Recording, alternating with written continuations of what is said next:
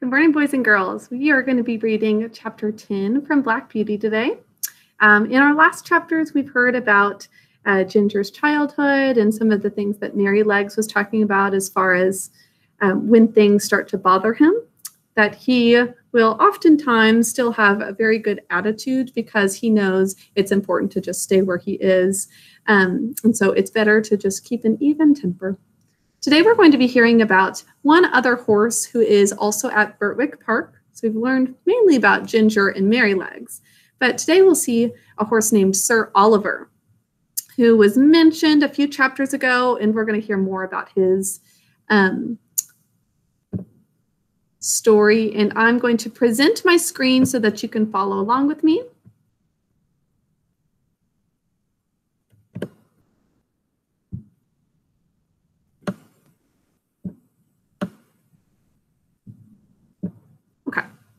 So, Ginger and I were not of the regular tall carriage horse breed. We had more of the racing blood in us. We stood about 15 and a half hands high. That's funny that they are measuring based off of hands, not feet. We were together just as good for riding as we were for driving. And our master used to say that he disliked either horse or man that could do but one thing. And as he did not want to show off in London parks, he preferred a more active and useful kind of horse. As for us, our greatest pleasure was when we were saddled for a riding party.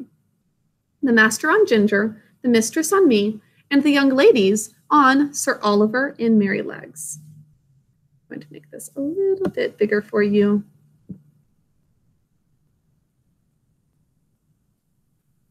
It was so cheerful to be trotting and cantering all together that it always put us in high spirits.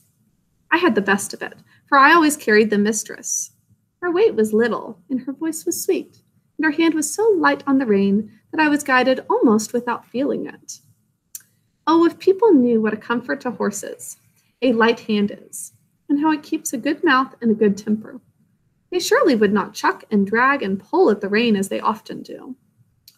Our mouths are so tender that where they have not been spoiled or hardened with bad or ignorant treatment, they feel the slightest movement of the driver's hand, and we know in an instant what is required of us.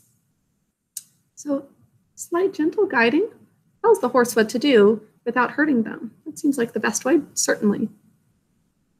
My mouth has never been spoiled, and I believe that was why the mistress preferred me to Ginger, although her paces were certainly quite as good. She used often to envy me and said it was all the fault of breaking in, and the gag bit in London, remember the double bit she had, that her mouth was not so perfect as mine. And then old Sir Oliver would say, There, don't vex yourself. You have the greatest honor. A mare that can carry a tall man of our master's height, with all your spring and sprightly action, does not need to hold her head down, because she does not carry the lady. We horses must take things as they come, and always be contented and willing so long as we are kindly used. A good attitude. It says, just be happy. It's wonderful to be able to carry the master. I'd often wondered how it was that Sir Oliver had such a very short tail. It was really only 6 or 7 inches long, with a tassel of hair hanging from it. And on one of our holidays in the orchard, I ventured to ask him by what accident it was that he had lost his tail. There's our spelling word. Accident, he snorted with a fierce look. It was no accident. It was a cruel, shameful, and cold-blooded act. When I was young, I was taken to a place where these cruel things were done.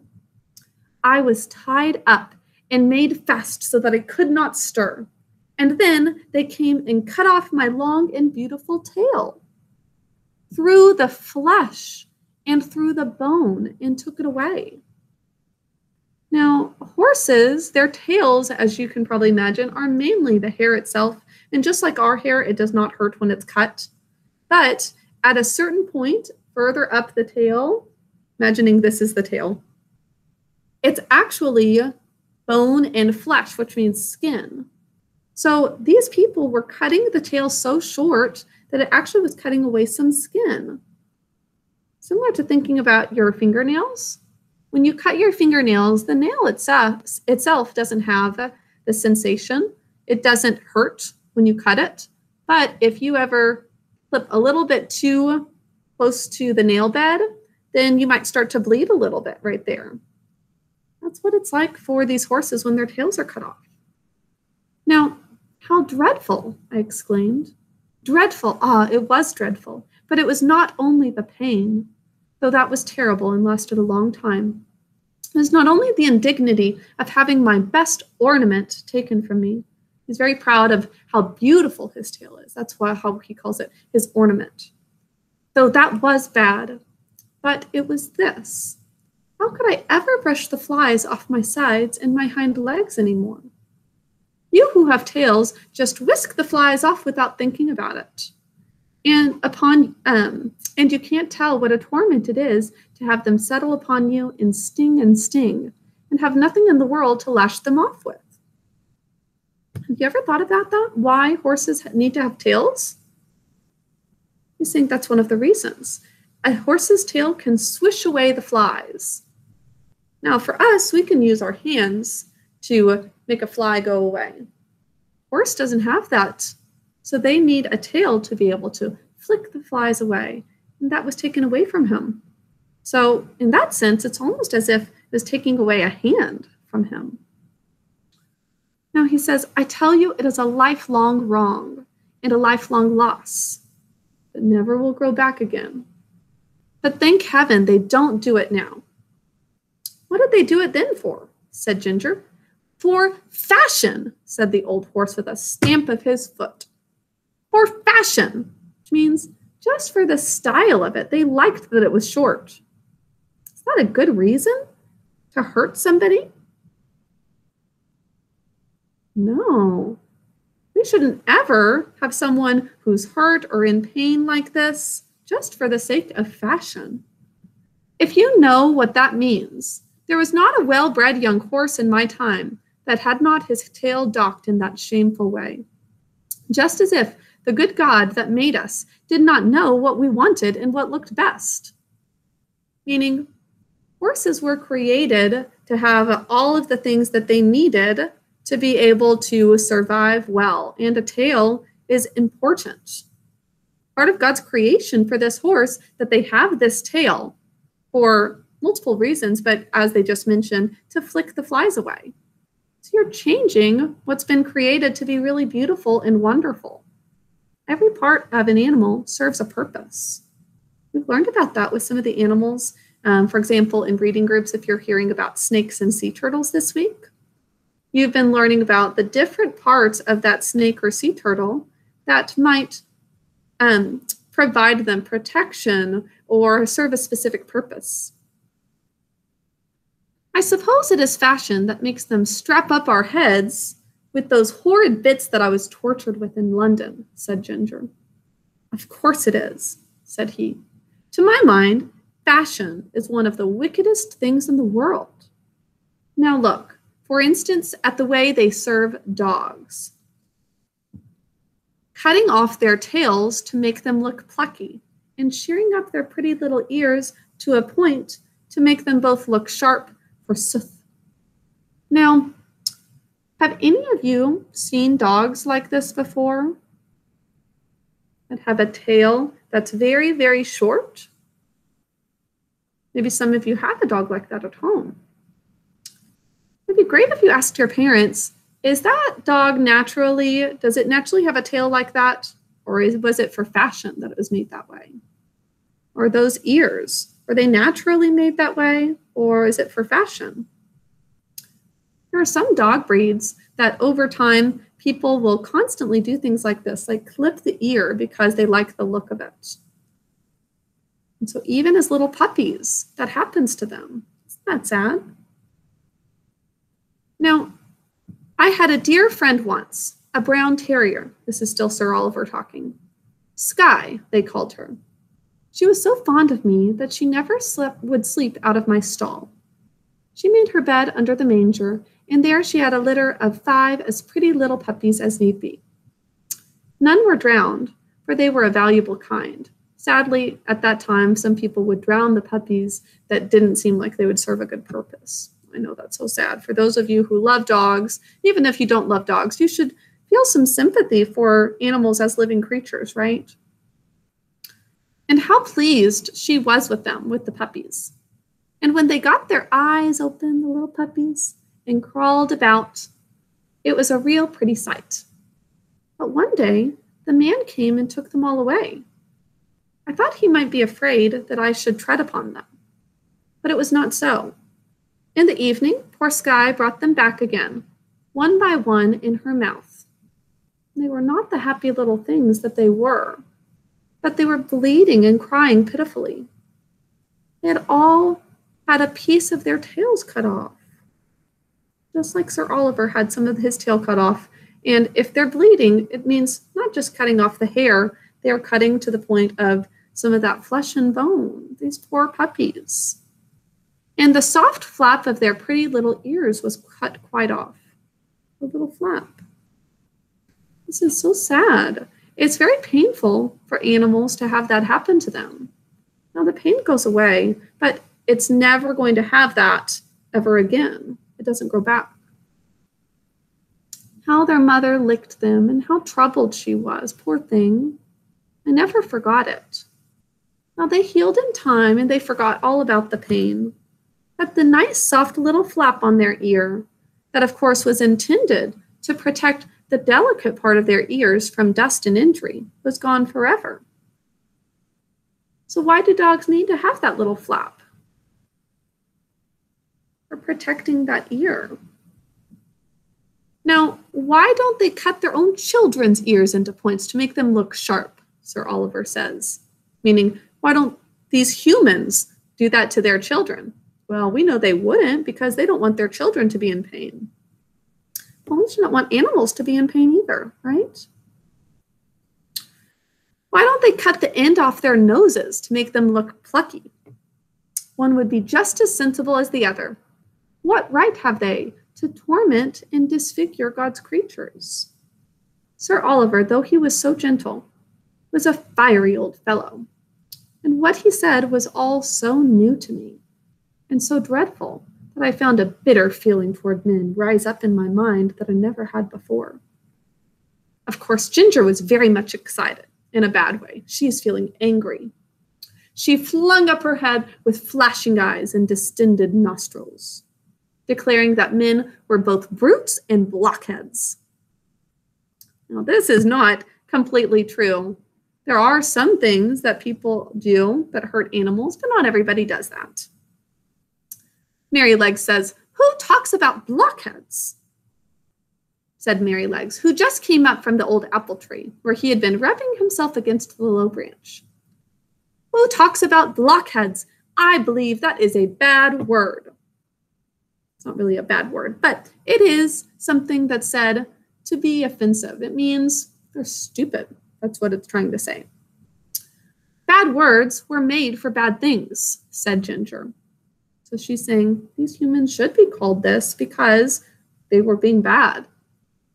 Once again, that's not true of all people that they do this to animals. And some people have good reasons for doing that. And she told him what Sir Oliver had said. "It is all true," said Merrylegs sadly. "And I've seen that about the dogs over and over again where I lived first. But we won't talk about it here.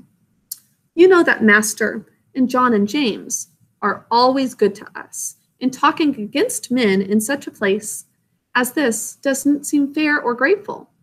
And you know there are good masters and good grooms beside ours, though of course ours are the best." That's a very good point from Merrylegs. So even though it's very sad that some animals are mistreated like that, Merrylegs says, let's not talk badly about them because there are a lot of men who don't treat animals in that way, who are very kind and gentle. Now this wise speech of good little Merrylegs, which we knew was quite true, pulled us down, especially Sir Oliver, who was dearly fond of his master. And to turn the subject, I said, "Can anyone tell me the use of blinkers?" Those are on the sides of the eyes of the horse. "No," said Sir Oliver shortly, "because they are no use. They are supposed," said Justice, the roan cob. This is another horse at Birtwick Park, in his calm way.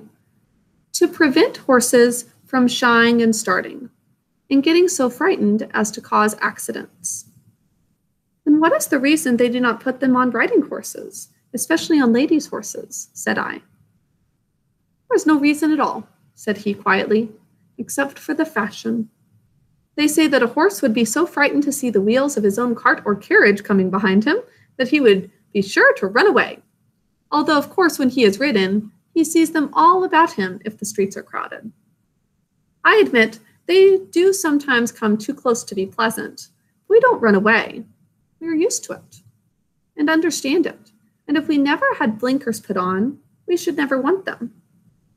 I mean, horses don't need that there. They do fine without them. We should see what was there and know what was what, and be much less frightened than by only seeing bits of things that we can't understand. So maybe it's safer without these blinkers, so that the horses can see what's around them. Of course, there may be some nervous horses who've been hurt or frightened when they were young, who may be better for them. But as I never was nervous, I can't judge. I consider, said Sir Oliver, that blinkers are dangerous things in the night.